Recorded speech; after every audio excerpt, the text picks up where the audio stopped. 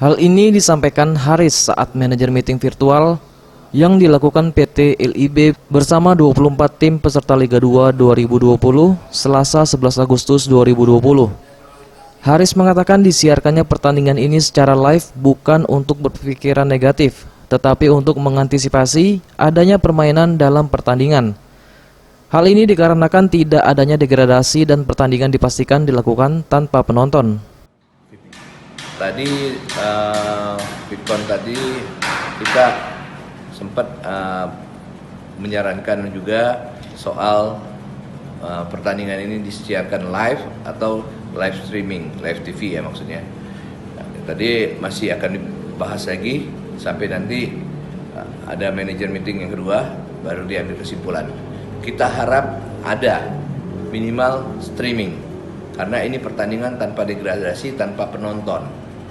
Kita bukan bernegatif thinking, tapi kita mengantisipasi supaya jangan ada hal-hal yang jelek, jangan menodai sepak bola Indonesia, jangan ada dusta di antara kita.